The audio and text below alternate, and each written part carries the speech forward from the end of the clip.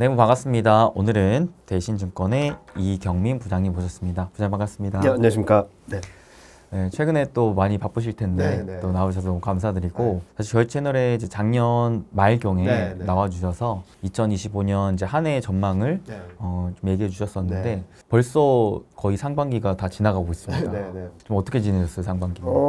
일단은 너무 정신없었죠. 너무 정신없었고 트럼프 이후에 너무나도 많은 일들이 빠르고 강하고 뭐 정신없이 진행되다 보니까 잘 생각을 해보시면 트럼프 관세부가 된 게 4월 2일이에요. 2달 반 정도가 지났습니다. 그러니까 오래되지 않았거든요. 그동안에 4월 2일 관세부가 관세 유예, 무역 협상, 미중 무역 협상 뭐 정신없었죠. 네. 거기다가 또 최근 들어서 세법 개정이나 뭐 이런 것들, 그리고 한국 같은 경우도 계엄령 사태 이후 탄핵, 조기 대선 이슈들이 너무 많아서 정신없이 상반기가 지나간 것 같은데, 다행히 코스피를 비롯한 글로벌 증시는 충격이 있긴 했지만 좀 시장이 빠르게 회복하면서 저는 더 좋은 그림들이 만들어지고 있다고 생각하고 있습니다. 말씀하셨다시피 상반기만 하더라도 굉장히 여러 이벤트들이 네. 쏟아져 나왔었는데, 그럼에도 불구하고 작년에 부장님께서 이제 좀 전망을 해주셨던 큰 방향성은 크게 뭐 깨지지는 않은 흐름이었던 것 같아요. 약간은 깨졌다라고 볼 수 있는 게 저희가 상고하저라고 말씀드렸었어요. 그러니까 상반기 중에 3천까지 갈 수 있고 그 이후에는 좀 조정이 있을 수 있다라고 생각을 했었는데, 그렇게 봤던 이유는 매크로 환경들은 크게 변한 게 없습니다. 미국은 좀 슬로해질 거고 중국, 유럽 경기 회복이 좀 가시화되면서 상반기는 좋겠지만 하반기에 저희는 관세 정책이 하반기에 들어올 줄 알았거든요. 왜냐면은 보통 아시겠지만 허니문 기간이라는 게 있습니다. 아, 그렇죠. 이번에는 없었죠. 네네. 네, 취임하자마자부터 뭐 난리가 났었죠. 그래서 저희가 생각했던 것보다 트럼프 관세 정책이 너무 세게 빨리 들어와서 충격이 컸다라고 생각을 하고 있어요. 근데 자, 여기서 생각해봐야 될 게, 그러면 매크로 환경이 변한 건가? 그러지 않거든요. 오히려 더 세졌습니다. 트럼프 관세 정책이 조기에 너무 세게 들어오다 보니까 미국을 제외한 나라들은 금리 인하, 재정 확대 엄청나게 드라이브를 걸고 있거든요. 중국도 지준율이나 그리고 대출금리 인하, 뭐 재정도 엄청나게 풀고 있고, 예상하지 못했던 유럽, 독일까지도 재정 확대를 하면서 전반적으로 저희가 원래 예상했던 것보다 미국 이외의 지역, 난US 쪽의 경기 부양 드라이브가 좀 세졌고, 보통 이런 걸 뭐라고 하냐면 재정 정책과 통화 정책이 같이 들어오는 걸 폴리시 믹스라고 해요. 정책이 조합을 이루면서 경제나 자산 시장에 긍정적인 영향을 주는 거거든요. 이게 미국 이외의 지역들에서 좀 강하게 드라이브가 걸리고 있고, 여기에 한국까지 가세하면서 신정부 정책에 대한 기대까지 가세하면서, 그리고 때마침 금리 인하까지 해주면서 시장 전반적인 흐름들이 굉장히 뜨거워지고 있다고 생각하고 있습니다. 말씀하신 대로 최근 이제 미국 외의 지역들의 증시 흐름이 굉장히 또 좋고, 네. 그 중에 또 대표 주자로 한국 증시가 굉장히 강한 상승을 보여주고 있어서, 와, 이게 사실 진짜 작년과 약간 상반대적인 느낌을 받는 것 같아요. 맞습니다. 그러면서 부장님께서 이제 작년에 전망해 주실 때 올해 코스피가 3천을 갈 거다 라고 해주셨을 때, 사실 많은 분들께서도 그때 당시에는 굉장히 비관적으로 보셨거든요. 그렇죠. 근데 3천이 머지 않았잖아요. 가까워졌죠. 지금 2,800을 넘어서고 있고, 오늘자로 2,850을 왔다 갔다 하고 있는데 150포인트예요. 잘 생각을 해보시면 4월 초에 코스피가 2,280을 찍었거든요. 지금 러프하게 600포인트가 올라온 겁니다. 얼마 만에? 2달 좀 넘는 기간 동안 만에.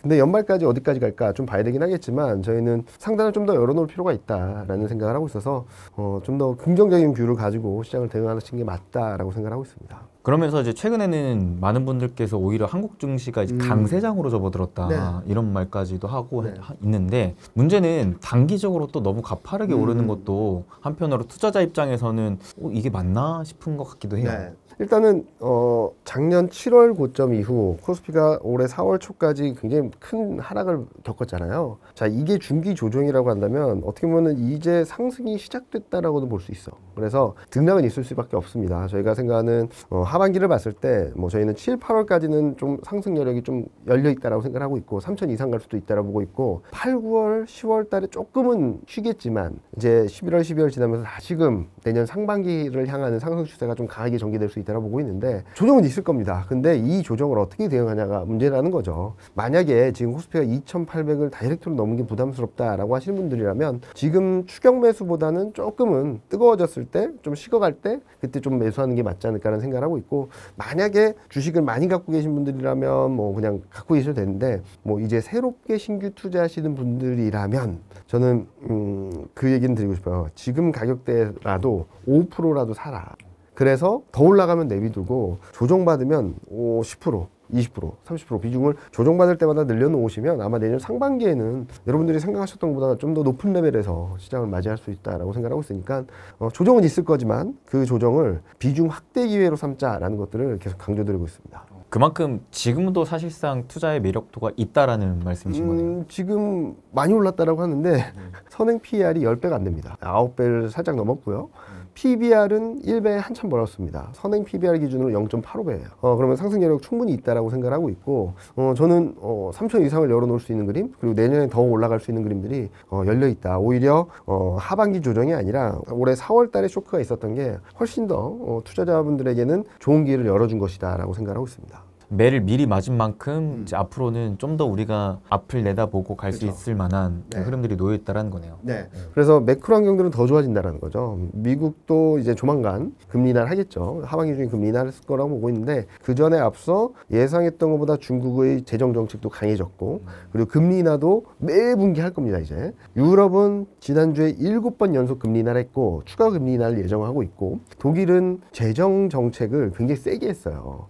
그러니까 GDP 대비 규모를 보면은 이번에 인프라 투자 규모로 0.9 그리고 방위비로 1.1 정도에서 총 인프라 투자 이렇게 재정 확대 규모가 GDP 대비 2%인데 이게 얼마나 큰 규모냐면 독일 통일 때도 1%였어요. 독일 통일 때의 GDP 대비 비중을 2배로 넘는 금액을 하고 있는 거라서 여러분들이 상상하신 것보다 훨씬 더 정책 드라이브가 굉장히 세졌다라고 생각하시면 될 것 같고 한국 같은 경우도 13조 8천억 원의 1차 추경이 있었고 이제 30조 이상의 2차 추경이 하반기에 예정돼 있고 빠르면 3분기에 들어오겠죠. 그리고 이제 금리 인하 또 있을 거고요. 이런 것들이 좀 맞물리다가 본다면 일단은 돈이 엄청나게 풀리고 있다. 금리 인하든 재정 확대든 그런 그림들이 나오고 있고 특히 중국이 금리 인하 사이클로 들어갔다는 게 되게 의미가 있다라고 생각하고 있거든요.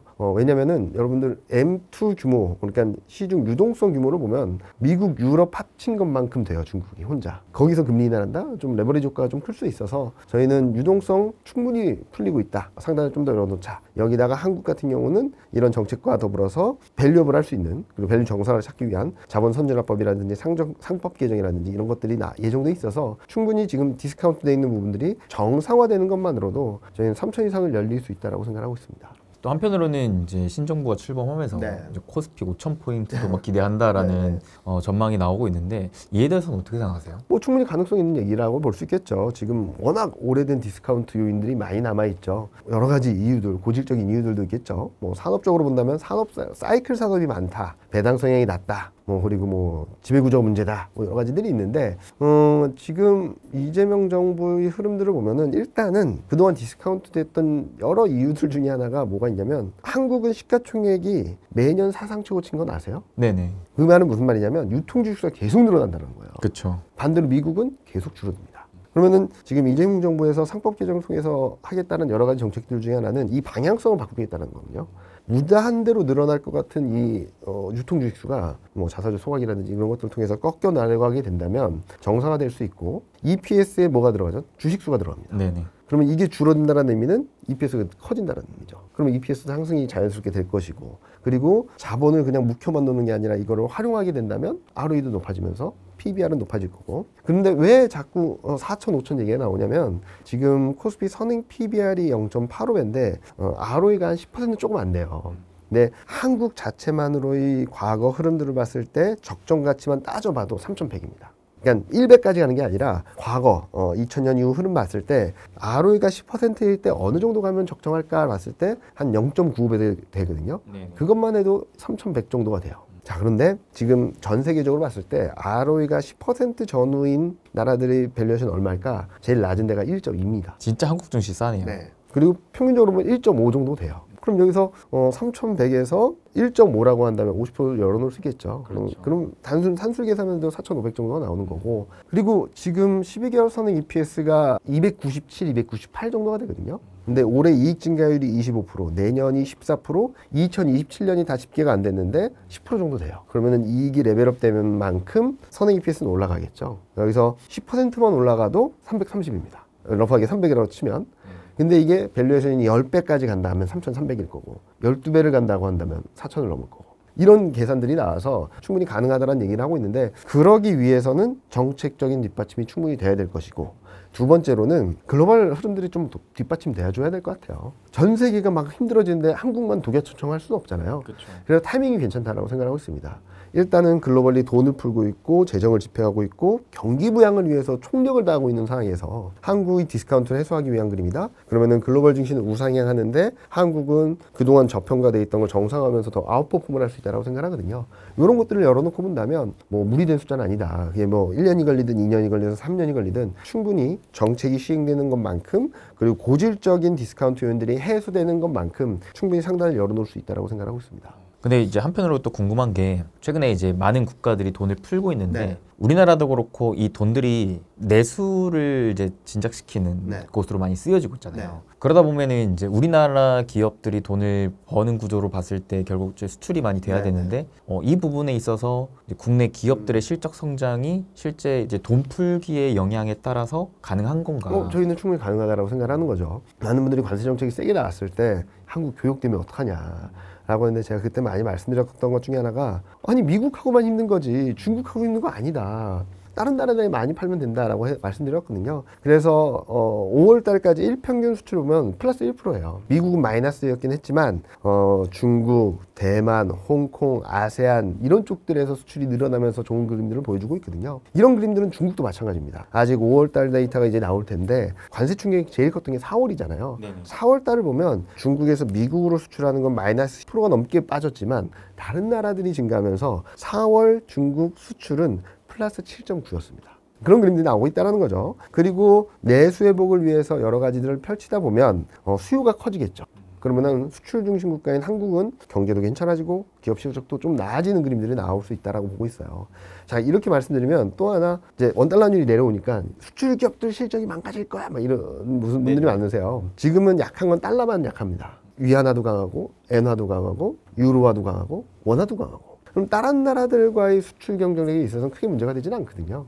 그래서 그런 부분들을 너무 걱정하지 말자. 그리고 수출 비중을 보면 미국이 19% 좀 안 되거든요. 네. 근데 중국, 아세안, 유럽 요 세 가지를 합치면 50%예요. 그러니까 이쪽에 잘 파는 게 얼마나 중요하냐. 그리고 이쪽의 경기가 얼만큼 올라오는지가 더 중요한 거지. 지금 시점에서 너무 비관적으로만 생각하다 보면은 아무것도 못할 수밖에 없겠죠. 저희는 미국과의 교역이 좀 불안하다 하더라도 부진하다 하더라도 다른 나라들과의 교역은 여전히 원활하기 때문에 그런 쪽들을 좀 열어놓고 바라보자. 올해부터 달라진 게 중국 이구안신 정책이 그동안에는 자동차, 가전, 가구에만 줬다가 올해 초부터 뭘 줬냐면 전자기기에도 PC, 태블릿, 핸드폰. 그러니까 핸드폰 수출이나 반도체 수출이 좀 원활해지고 있거든요. 이런 것들이 좀 가시화되고 진짜로 중국 경기도 유럽 경기도 올라오는 그림이 확실하게 보여지게 된다면 한국 수출은 지금 여러분들이 바라고 있었던 것보다 좋을 거고 그렇게 되면 뭐 수출뿐만 아니라 각 국가마다 진출해 있는 한국 기업들, 글로벌 기업들이 실적은 충분히 올라올 수 있는 눈이 열린다라고 봐야 되겠죠.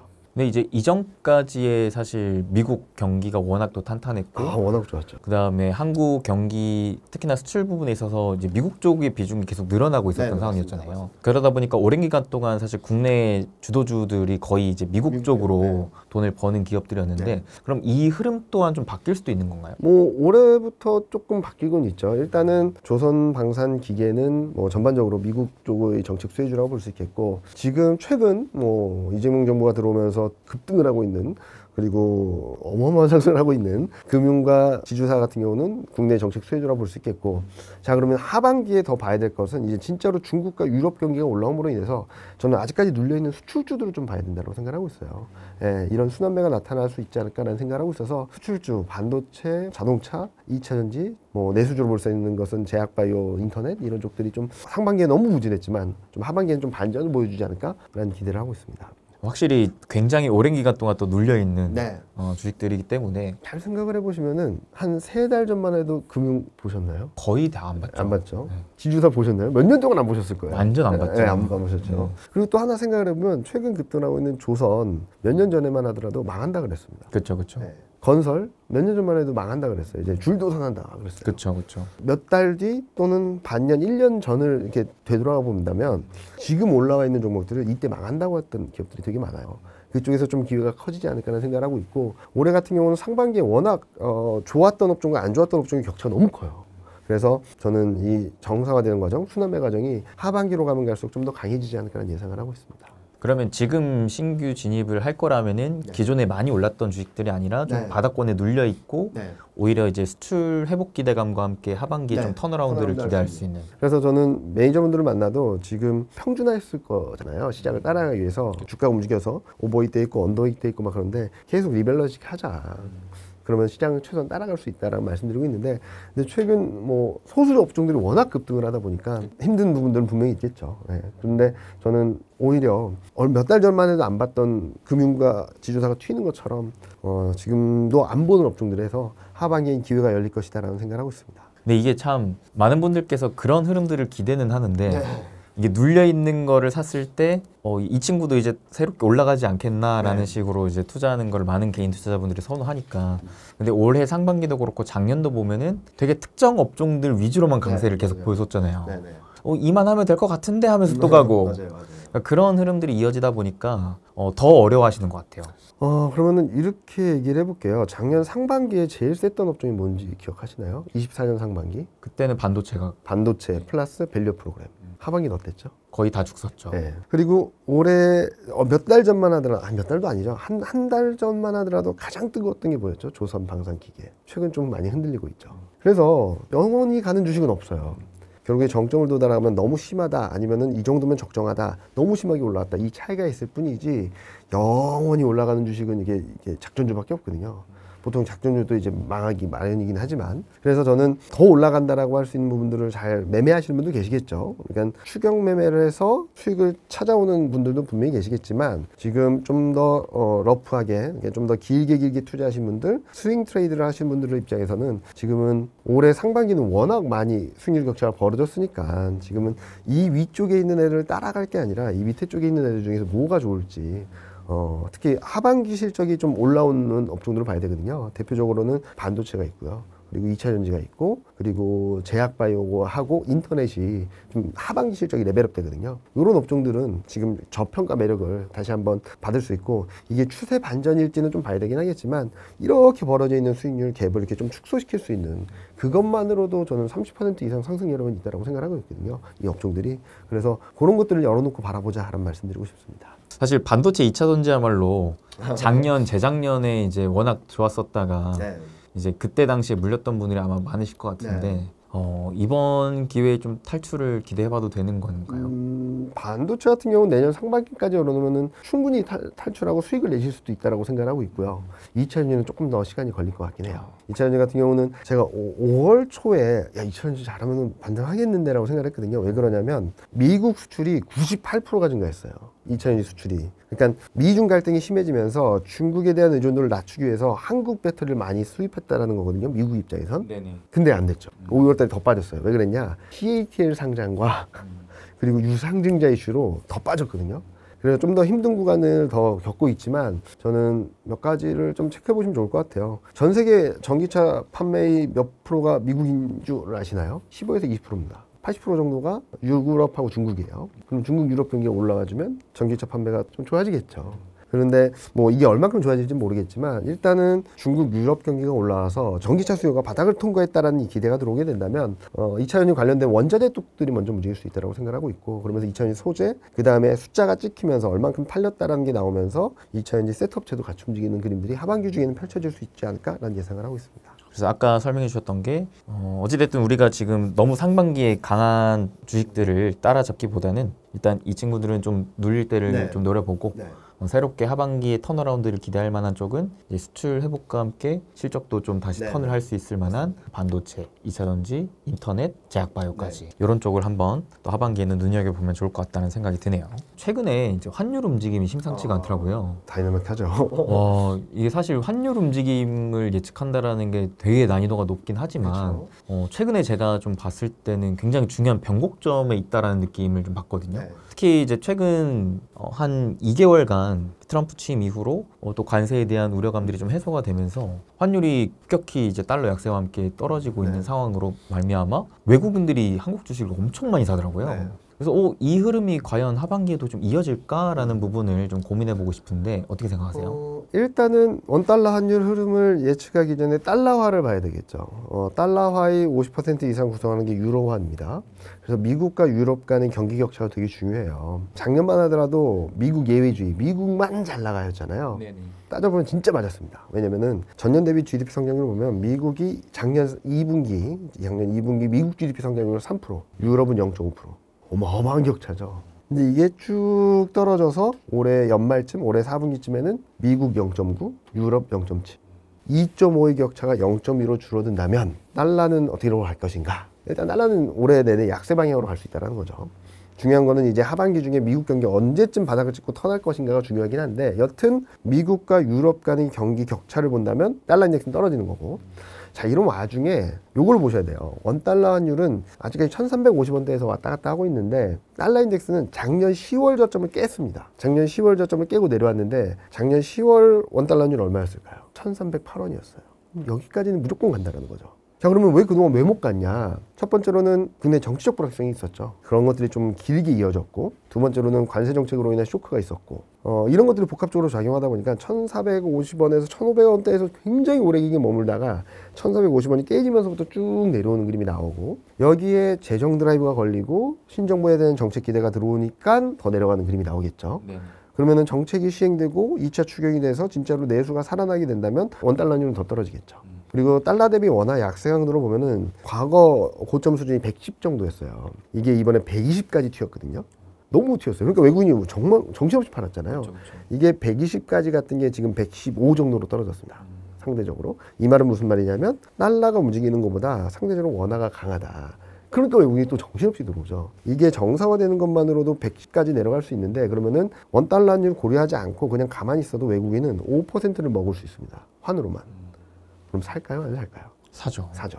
그래서 저희는 최소한 3분기까지 계속적으로 들어올 수 있고 원달러 환율이 아마 저희가 예상하기로는 내년 상반기까지도 더 떨어질 수 있다고 보고 있는데 그런 큰 그림으로 본다면 외국인 수급이 등락은 있겠지만 저희는 내년까지는 매수 우위를 이어갈 수 있겠다. 그동안에 외국인들을 보면 원달러 환율이 이렇게 올라가는 그림이라서 외국인 수급을 샀다 팔았다 계속 파는 그림이었잖아요. 네네. 아마 앞으로는 원달러 환율은 내려가고 외국인 수급은 샀다가 좀 정리했다 샀다 정리했다 하면서 좀 올라가는 그림이라고 보고 있거든요. 지금 2010년 이후 외국인 지분율이 최저점까지 갔습니다. 30% 초반까지 갔었거든요. 그 정도까지 갔다가 다시 움직이는 거라서 저희는 매수 여력이 충분히 있다고 생각하고 있습니다. 그만큼 사실 저번 달 기준 외국인들이 코스피를 거의 10개월 만에 순매수한 네, 걸로 맞습니다. 이제 알고 있는데 그 이후에 이번 달 또한 외국인들이 굉장히 많은 규모로 이제 사실상 코스피를 사고 있더라고요. 네. 이 흐름이 달러 약세가 좀 더 이어진다면 말씀하셨던 뭐 3분기까지 좀 더 이어진다면 외국인 순매수를 중심으로 한 코스피 추가적인 상승까지도 좀 기대해 볼만 하겠네요. 저희는 충분히 가능하다고 생각하고 있고 그러면서 나타나는 현상들이 뭐 소수 업종들이나 종목들로 쏠림 현상들이 좀 있긴 하지만 대형주들이 움직하기 시작하거든요. 전자, 닉스, 뭐 2차전지 아직까지 등락은 있지만 2차전지 대형주들 뭐 그런 것들이 움직이고 있어서 지금은 앞으로는 뭐 중소형주보다는 좀 대형주 위주로 바라보시는 게 맞지 않을까 생각하고 있습니다. 그러면은 상대적으로 코스닥보다는 코스피 쪽을 보는 게 좀 더 유리하겠네요. 과거 흐름들을 보게 된다면 코스닥이 강할 때가 있어요. 특히 1분기, 좀 러프하게 보면 상반기 정책이 막 쏟아져 나오면서 그래서 저는 많이들 물어보세요. 정권 초기에는 코스닥이 좋지 않냐? 그거는 정권이 연초에 전환되면서 나타났던 현상인 것 같고요. 내년부터는 좀 봐야 될 것 같아요. 내년 상반기에는 코스닥을. 근데 아직까지는 아닌 것 같고 올해 10월, 11월 중에 코스닥이 좀 출렁인다. 그때 좀 담아놓으시면 내년 상반기에는 코스피보다는 좀 아웃퍼폼하는 그림들이 나올 수 있겠다고 생각하고 있습니다. 그러면은 하반기까지는 그래도 코스피 쪽을 집중하고 그다음에 좀 내년 상반기를 노려서 코스닥을 이제 하반기에 눌릴 때 좀 잡아가는 산으로 그렇게 보고 있습니다. 그럼 사실상 코스피라고 한다면 이제 말씀하셨던 이제 반도체 내지는 자동차 쪽도 좀 코스피 쪽에 많이 표준되어 있잖아요. 근데 자동차 쪽이 참 희한한 게 최근에 사실 이 저PBR 주식이라고 하죠. 맞아요. 코리아 디스카운트가 해소되고 그다음에 사법 개정되면서 이제 PBR이 한 배 이하인 주식 중에서도 배당 많이 주고 주주환원 많이 하는 기업들이 지금 금융주, 지주사 위주로 이제 급등세를 보이고 있는데 사실 자동차 쪽도 그런 주식들이 좀 많잖아요. 대표적이죠. 완전 대표적이죠. 자동차 업종 자체의 PER이 4배고요. PBR이 0.4배입니다. 진짜 싸네요. H자동차는 오늘 좀 반등을 세게 하긴 했지만 그 전에 저점권에서의 배당 수익률이 한 7% 돼요. 6.77%. 그리고 K자동차는 저점권에서 7.5, 8 정도 됐어요. 그래서 알게 모르게 좀 거액자 상가분들은 가장 편한 게 자동차였어요. 올라가면 땡큐, 안 올라가면 그래도 배당이 6% 못해도 7, 8% 주네. 그래서 되게 편한 주식이었는데 왜 못 갔냐? 새 정부 정책에 대한 기대감들도 있었지만 그보다는 관세에 대한 부담이 컸던 거죠. 관세 부담이 워낙 크고 지금 관세를 직접적으로 타격을 받고 있는 25% 관세가 부과되고 있잖아요.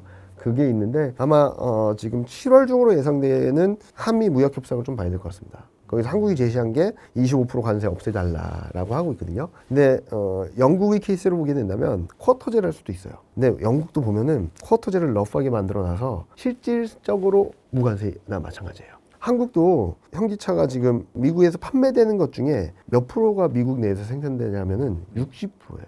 그래서 쿼터만 잘하면 거의 무관세처럼 할 수 있거든요. 그래서 요게 풀리면은 아마 자동차도 한번 튀어오르는 그림들이 나올 수 있다고 보고 있어서 그 결과를 좀 더 지켜보시면 좋겠다는 말씀 드리고 싶습니다. 그러니까 자동차야말로 진짜 실적도 탄탄하고 근데 실적이 모르겠다라는 거죠. 관세 충격을 받으니까 앞으로는 모르겠다. 안 될 것 같다. 이런 게 너무 세죠. 그리고 실질적으로 보니까 수출도 꺾였고 마이너스고 이러니까 야 하반기 실적 망가지는 거 아니야? 이런 걱정들 하면서 저밸류 종목 중에 가장 대표적인 게 자동차인데 제대로 못 올라오고 있다고 보고 있습니다. 그것만 해소되면 상승 여력은 충분히 있다. 지금 0.4배인데 1배까지 간다라고 한다면 얼마나 갈까요? 더블 이상이죠. 네, 더블까지는 모르겠고 여튼 상승 여력은 충분히 있다라고 생각하고 있습니다.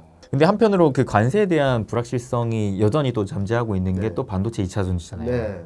최근에는 또 철강까지도 이제 관세에 대한 또 우려감도 커지고 있는데 그러면은 이 7월에 말씀하셨던 한미 무역 협상 이후로 정말 뭐 쿼터제 등의 뭔가의 협상 분위기가 나온다면은 기존의 관세에 대한 불확실성으로 눌려 있었던 주식들도 좀 튀어오르는 흐름까지 기대할 수 있겠네요. 많은 분들이 걱정하신 것 중에 하나가 품목 관세 더 세지는 거 아니냐. 왜냐면은 지금 무역법원에서 제동을 걸었잖아요. 네, 그런으로 인해서 품목 관세 더 세지는 거 아니냐고 하는데 미국 무역대표부에서 나온 자료를 다 뜯어보면은 구분이 됩니다. 미국 산업보호를 위해서 무조건 지켜야 되는 게 지금 관세가 부과되고 있는 철강, 알루미늄, 자동차, 소프트웨어 이런 쪽. 그리고 말씀하셨던 반도체, 바이오, 조선, 태양광, 그리고 2차전지 이쪽들은 뭐냐면은 중국 의존도가 너무 높다. 이걸 떨어뜨리자. 그러면 어떻게 될까요? 중국을 뺀 나머지하고 밸류체인을 형성해야 되겠죠. 그럼 얘네한테 관세를 두드려 패가지고 만들어질까요? 그래서 저는 품목 관세는 그렇게 세지는 않을 거라고 생각하고 있어요.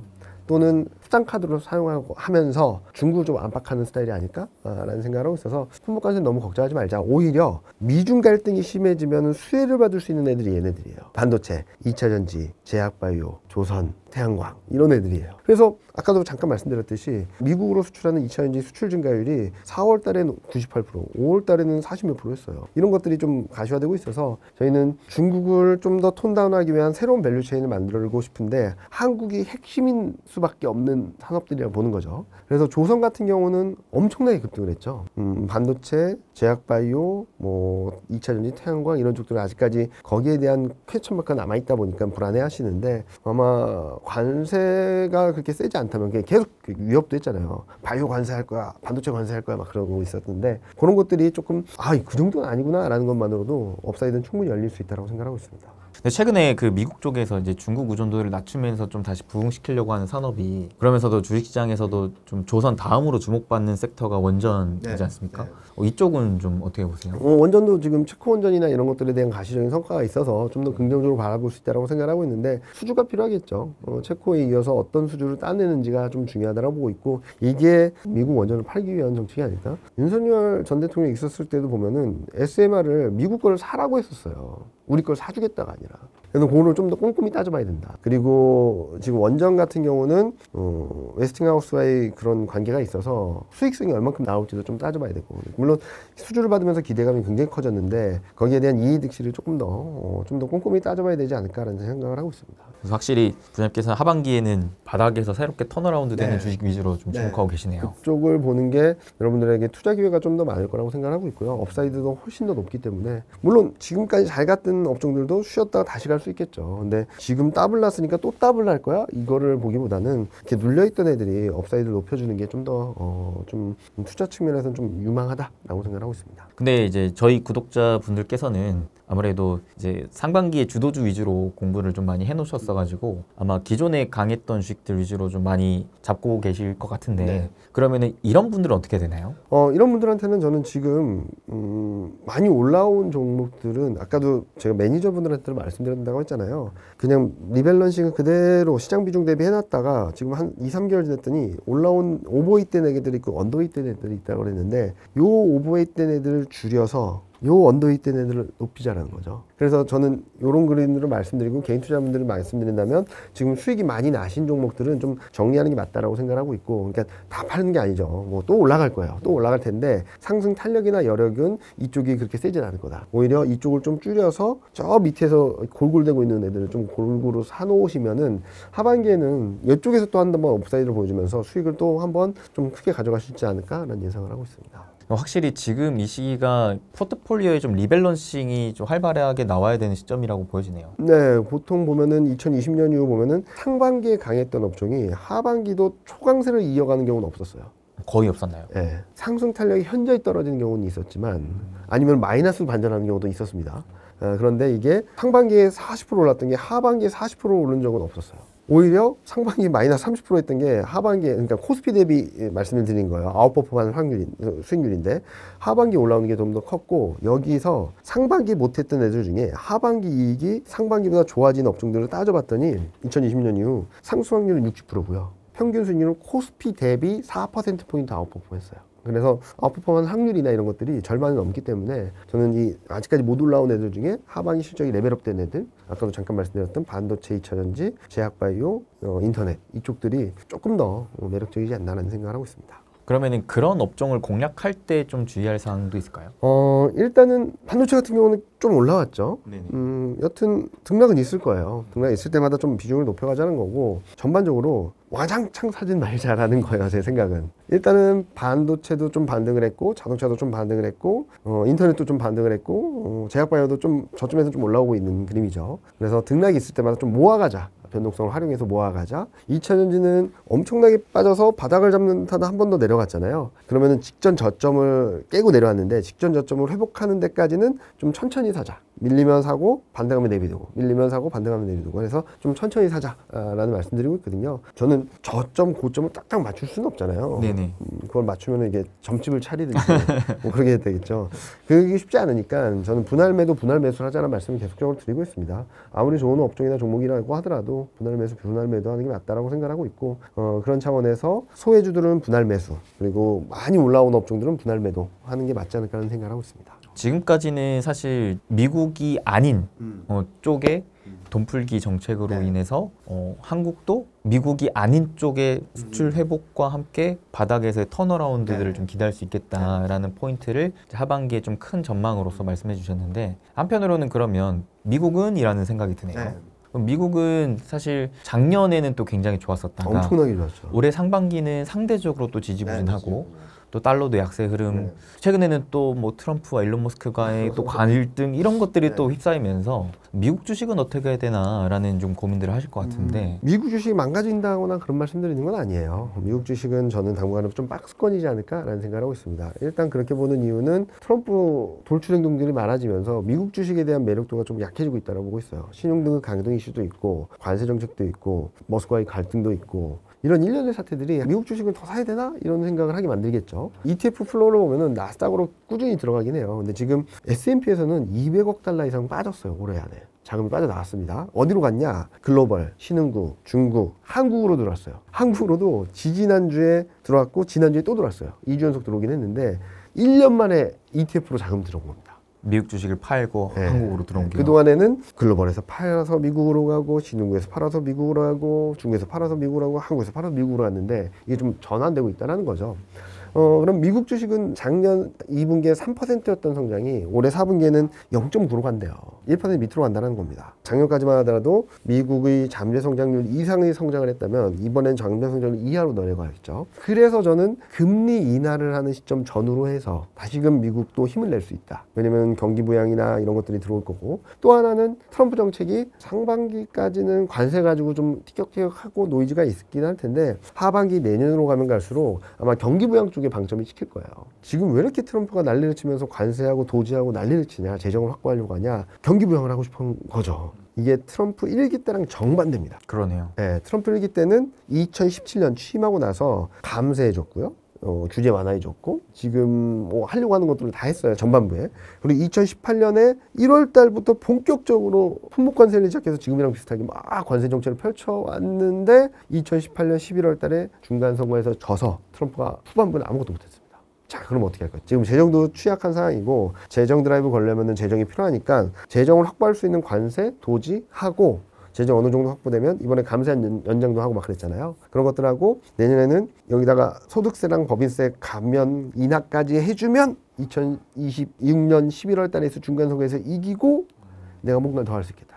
이런 생각을 하는 것 같아서 저희는 이제 트럼프 정책 방향성 또한 미국 증시 우호적으로 바뀔 것 같아요. 그래서 그 과정에서 물론 재정에 대한 문제, 채권 금리에 대한 문제, 금리나 언제 할 거냐 뭐 이런 별의별 얘기가 나오긴 하겠지만 그래서 저는 9월 FOMC 전후까지 그러니까 금리 인하에 대한 시그널이 명확해지기 전까지는 좀 박스권 정도로 보는 거고 반면에 미국은 정책을 주저주저하고 있는 상황에서 이미 정책 드라이브가 걸리고 있는 한국, 중국, 유럽은 좀 더 먼저 치고 가는 거고 네, 그런 정도로 보고 있어서 미국도 아마 연말 4분기 이쯤에는 역사적 고점을 넘어서 다시 한번 움직이는 그림이 나올 수 있다고 생각을 하고 있어요. 지금 증시야말로 정말 그 돈풀기에 따른 유동성 장세라고 볼 수 있겠네요. 네, 맞습니다. 그러니까 이게 경기 회복으로 이어질지는 하반기, 내년 상반기가 되게 중요할 것 같아요. 실질적으로 경기 회복까지 이어진다라고 하면 내년 상반기, 내년 말까지도 쭉 날아가는 그림이 나올 수 있고 경기 회복으로 이어지지 않는다. 그러면 정책이 언제까지 들어올 거에 대한 퀘스천 마크가 던져지면 이게 꺾일 거고. 그런데 이 이전에 돈을 어마어마하게 푸는 그림들은 올해 하반기 내내 있을 겁니다.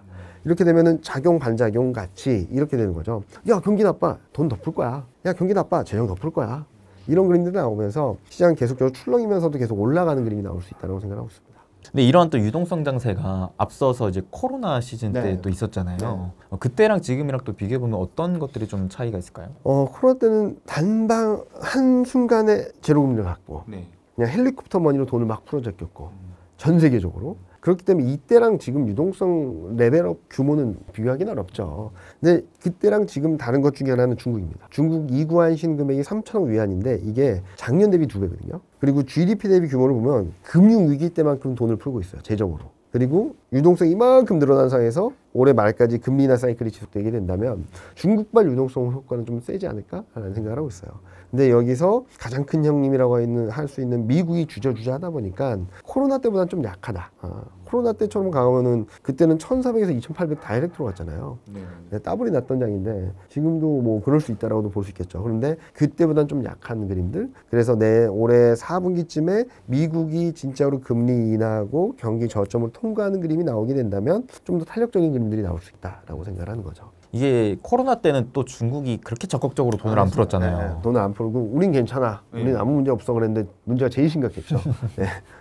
네. 근데 지금은 오히려 겉으로는 괜찮은 척하면서 이제 속으로는 진짜 돈을 엄청 풀고 있는 거네요. 괜찮은 척 하지도 않고 우리 힘들다고 이미 다 표출했어요. 우리 진짜 힘들다. 우리 그래서 정책 드라이브 굉장히 셀 거다. 자, 어느 나라가 중앙은행장이 나와가지고 부동산 시장 살리겠다고 합니까?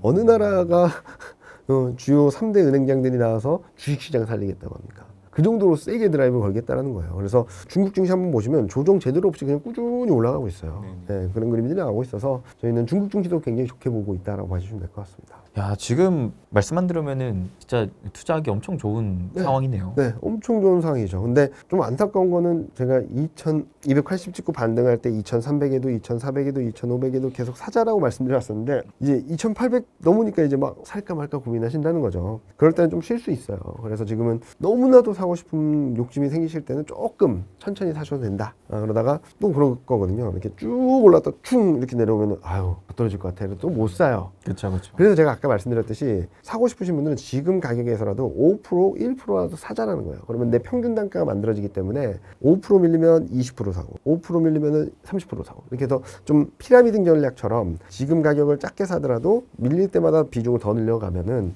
아마 여러분들이 생각하셨던 것보다 꽤 좋은 수익률이 나올 수 있겠다는 생각을 하고 있습니다. 그 흐름은 이제 올해 하반기 내지 내년 상반기까지는 좀 긍정적일 수 있겠다라는 거. 기본적으로 저희 내년 상반기까지는 열어놓고 있고요. 그 이상으로 더 갈지에 대해서는 조금 더 고민이 필요하다라고 생각하고 있습니다. 야, 지금 뭐든지 간에 일단은 좀 사고 봐야 될 것 같은데. 네. 사고 보셔도 좋다라고 생각하고 있어서 지금은 뭐 여기서 꺾이겠지. 꺾여도 그런 거죠. 그러니까 이렇게 갔다가 꺾여도 다시 갑니다. 네, 이런 그림이라서 너무 걱정하지 말자 하는 말씀 드리고 싶네요. 그러면 이제 상대적으로 올해 하반기 미국이 이제 본격적인 금리 인하하기 전까지는 좀 더 한국 주식 좀 네. 집중하고 네. 금리 인하한 이후로는 그래도 좀 미국 주식 같이 좀 보고 네. 이런 포지션 좋겠네요. 그래서 미국은 저는 서두르지 말자라는 말씀드리고 있거든요. 그래서 미국은 천천히 가고 근데 왜냐면 왜 자꾸 그렇게 말씀드리냐면은 비슷하게 올라도 환 따지면은 미국은 마이너스예요. 그렇죠, 그렇죠. 네네. 그런 것들이 좀 올해 3분기까지 지속될 수밖에 없기 때문에 당분간은 한국 주식에 조금 집중하시고 미국 주식 비중이 너무 크다라고 하시는 분들은 조금 분산을 하시는 게 좋지 않을까라는 생각을 하고 있습니다. 작년에 이제 나와주셔가지고 이제 여러 가지 한국 주식도 그렇고 미국 주식도 그렇고 전반적인 이제 전망을 해주셨는데 네. 그 중에서도 제가 주식 외에 어떠한 특정 자산을 네. 좀 투자를 한다면 어느 쪽을 좀 유망하게 보시느냐라고 했을 때 가상화폐 네, 자산도 네, 네, 좀 네, 말씀해 주셨거든요. 근데 최근에 또 이제 신정부가 이 가상화폐 시장도 활성화시키려고 하는 정책들을 좀 펼쳐주고 있는 것 네, 같은데 스테이블 코인 같은 네, 네. 경우에도 그렇고 이 시장은 좀 어떻게 보십니까? 일단은 계속 좋게 보고 있어요. 많이 올라오기도 했지만 변동성이 너무 크긴 하지만 그렇죠, 그렇죠. 어마어마하게 크죠. 그렇지만 저는 계속적으로 우상향하는 그림이다라고 보고 있는데 가장 큰 건 유동성입니다. 아까도 말씀해 주신 것처럼 유동성 장사이라고 하시는데 유동성이 가장 민감한 게 가상화폐거든요. 그래서 저는 유동성 모멘텀이 지금 올라오기 시작하고 있는데 쭉 올라가는 그림이 나올 거예요. 왜냐면 미국도 금리 인하 할 거고 유럽은 이미 많이 했고 중국도 이제 금리 인하 사이클 들어갔고 한국도 할 거고 전 세계적으로 금리 인하 하겠죠. 이런 것들이 만들어지게 된다면 가상화폐는 좀 우상향하는 그림들이 계속적으로 나올 수 있어서 이번에도 한번 크게 출렁했잖아요. 네. 일론 머스크랑 싸웠는데 그렇게까지 빠질 일인가 싶긴 하지만 그런 기회가 계속 와요. 가상화폐 좀 변동성이 워낙 크니까 그렇기 때문에 이런 큰 변곡이 있을 때마다 좀 비중을 담아가시면 좀 좋겠다는 말씀드리고 있고 좀 잘 선택을 하셔서 투자하신다면 좀 꽤 높은 수익을 거두시지 않을까? 저도 가상화폐는 뭐 자세히 뭐 알기는 어렵고 저도 탑다운으로 바라보는 입장이고 종목이 하나하나 뭐가 뭔지는 잘 모르긴 하고 저희 와이프한테는 큰 것만 해라고 하긴 하지만 비워놓을 수 없는 자산이다 라는 생각을 하고 있습니다. 전체 내 자산 중에 그래도 일부는 네, 소액이라도 좀 네, 가져가는데 네. 지금 전 세계적으로 포트폴리오를 구성하는 데 있어서 가상화폐가 자꾸 편입되고 있거든요. 그렇죠. 예, 그런 그림들만 뭐 놓고 본다 하더라도 가져가야 되는 그림이 맞다라는 거죠. 많은 분들이 어떤 포트폴리오를 구성하는 데 있어서 난 이거 별로 안 좋으니까 이거 빼놓을 거야 라고 하시면 이건 숏 포지션이에요. 그러니까 숏 포지션까지는 하지 말자. 별로 안 좋아하시면은 일정 부분만 담고 좀 긍정적으로 하신 분들은 좀 더 비중을 높여가시면 되지 않을까 생각을 하고 있습니다. 그럼 마지막으로 자산 관점에서 이제 말씀을 쭉 들어보니까 이제 전반적인 위험 자산군에 대한 이제 선호가 굉장히 좀 하반기에 좋을 수 있을 만한 상황인 것 같은데 반대로 이제 안전 자산 즉 은행의 예적금이나 금 같은 경우에는 좀 어떻게 보시나요? 뭐 안전한 쪽을 원하시는 분들은 그쪽으로 가셔도 되긴 하는데 매력도가 그렇게 높진 않다. 우리나라도 지금 금리 인하 더 할 거라고 생각하고 있고 지금 하반기에 한 번 하냐 두 번 하냐의 비율이 5대5예요. 비등비등해요. 그래도 한다는 거네요. 하긴 해요. 그쵸. 하긴 하는데 한 번 하냐 두 번 하냐 두 번 하면 너무 좋겠죠. 이런 그림이라서 채권매가 최근 2차 추경 때문에 좀 반등을 하고 있는데 이게 뭐 쭉 올라가는 그림이 아니니까 그래서 안전한 쪽 원금 보장을 원하시는 분이라면 그쪽으로 가시는 게 맞지만 투자 차원에서 고려를 한다면 그렇게 매력도가 높지 않다라고 보고 있고 금도 지금 불안할 때마다 올라가긴 하는데 지금까지 올라왔던 것보다는 좀 약해질 수밖에 없다. 오히려 금을 투자하시려면은 안정적인 선택을 하신다면 배당주 그쪽 투자하신 게 훨씬 수익이 클 거다라고 생각하고 있습니다. 그리고 뭐 지금 안전자산에 대한 수요는 뭐 꾸준히 있겠죠. 워낙 트럼프 시대의 불확실성이 크기 때문에 그렇다 하더라도 지금까지 올라온 것보다 더 세게 올라가기는 어렵다라고 보고 있고요. 의미 있는 시그널이 최근 몇 개 나왔는데 아까 잠깐 말씀드렸던 한국 ETF로 돈이 들어왔다는 것도 있지만 재밌는 거는 미국 통상정책 불확실성 지수라는 게 있어요. 이게 트럼프 일기 때 최고치가 1900이었거든요. 이게 정확한 포인트가 기억 안 나는데 이번에 트럼프가 와서 6개월 연속 초급등을 하면서 7,300으로 갔습니다. 7,900인가? 하여튼 1기 때가 1900이었는데 1900이었는데 거의 3배가 올랐네. 네. 근데 이게 5월달 들어서 이게 꺾였어요. 5,000대로. 이 말은 무슨 말이냐? 이제 트럼프의 관세 정책이 시장의 리스크 요인으로 되기는 어렵겠다. 물론 등락은 있을 거고 노이즈는 계속 있을 수 있지만 6개월 연속 초급등했던 지수가 꺾였다? 라는 것들은 관세 정책을 바라보는 시각이다라고 생각하시면 될 것 같아요. 관세 정책이 4월 2일에 부과됐던 보편관세, 상호관세보다 더 세질 거냐? 그건 아니겠죠. 저희는 정점은 확인했다라고 생각하고 있고 노이즈는 있겠지만 완화되는 방향 쪽으로 가게 된다면 시장 방향성도 우상향이 될 테니까 위험자산 쪽에 좀 관심을 더 높이시는 게 맞지 않을까 생각하고 있습니다. 또 투자자들의 이 불확실성 심리 자체도 맞으면 맞을수록 또 면역이 생기잖아요. 네, 맞습니다. 그러니까 저는 그거를 어떻게 설명드리냐면 저울에다 비교 많이 하거든요. 무슨 말이냐면 자 코로나 때 시장이 1,500 깼다가 다이렉트로 날아가 버렸잖아요. 그렇죠. 그럼 코로나 확진자 수가 줄었나? 아니죠. 더 늘었어요. 경제 전망이 좋아졌냐? 아니에요. 더 하향 조정됐어요. 무슨 말이냐면 아무리 큰 악재가 있다 하더라도 가격 조정 거치면 이만했던 악재가 줄어들기 마련이죠.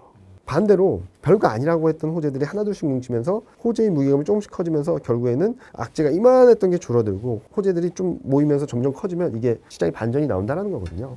이번에 보면은 트럼프 1기 때 거의 1년 가까이 진행됐던 관세 정책이 이번 달엔 딱 2달 만에 들어왔습니다. 그러니까 어떻게 가늠하냐면 2018년 1월부터 품목관세 내서 쭉 관세 정책이 이어지다가 2008년 12월 달에 90일 유예를 했어요. 중국, 이때는 중국만 했죠. 이때 조정폭하고 이번에 4월 쇼크가 비슷해요. 그러니까 관세 정책으로 인한 충격은 상당 부분 시장이 반영을 했다라고 보는 게 맞겠죠. 그리고 이번에는 2월 1일 펜타닐 관세를 시작해서 관세 유예까지 2달 걸렸어요. 1기 때는 11개월 걸렸던 걸 이번에 2달 만에 끝냈습니다. 그리고 관세 협상까지 그때는 6개월인가 1년 정도 걸렸는데 이번에 한 달 만에 끝내버렸죠. 네. 미중 관세 협상 엄청나게 빠른 속도로 가고 있어요. 근데 주가 흐름들을 보면은 충분히 선반영했기 때문에 관세 정책이 4월 2일보다 더 세지지 않는 한 시장의 방향성을 바꿀 그림들은 당분간 나오지 않을 것 같다는 생각을 하고 있습니다.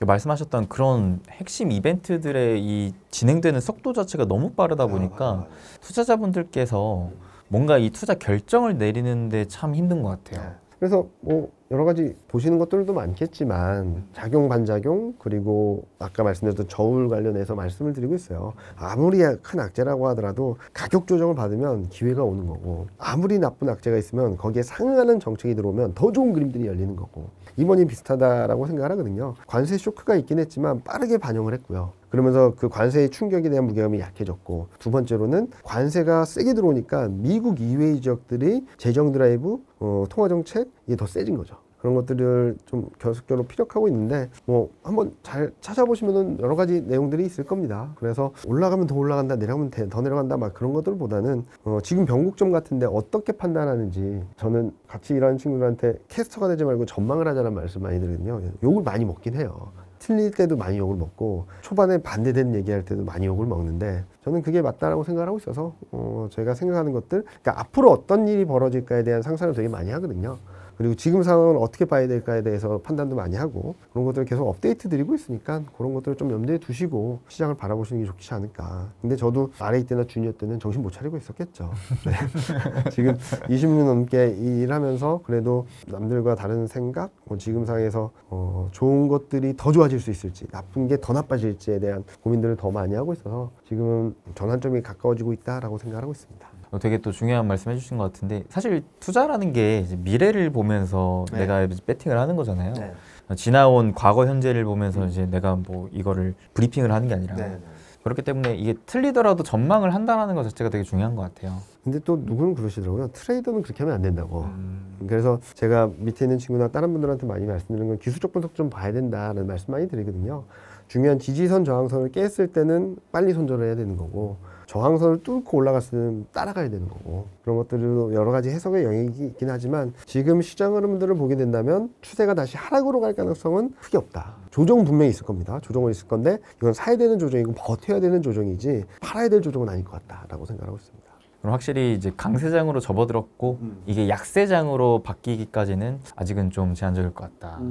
짧으면 1년 길면은 1년 이상 요 흐름들이 좀 이어질 수 있으니까 그때까지는 좀 열어놓으실 필요가 있다라고 생각하고 있습니다. 많은 분들께서 아마 많이 기다리셨을 만한 네, 그런 전망이었지 않을까 싶은데요. 네, 오늘 또 부장님이랑 하반기에 대한 전체적인 전략 전망 좀 해봤습니다. 끝으로 그러면 저희 시청자분들에게 한마디 해주시고 마무리하겠습니다. 뭐 시장 굉장히 어렵다라고 할 수 있었던 구간은 다 지나간 것 같습니다. 작년에는 엔캐리 청산 계엄령 사태, 정치 불확실성, 올해는 뭐 관세 쇼크. 물론 하반기에도 뭔가 있을 수 있겠죠. 근데 저희가 예상할 수 있는 악재들은 나올 만큼 다 나왔다라고 생각하고 있으니까 좀 상단을 열어놓으시고, 그렇다고 해서 무리해서 막 레버리지 투자를 하지 마시고, 저는 충분히 올라올 수 있는 업사이드가 충분히 남아있다고 생각하니까 그런 것들을 감안해서 좀 대응을 하시는데, 업종 선택에 있어서는 좀 계속적으로 역발상 투자를 하시면 좋겠습니다.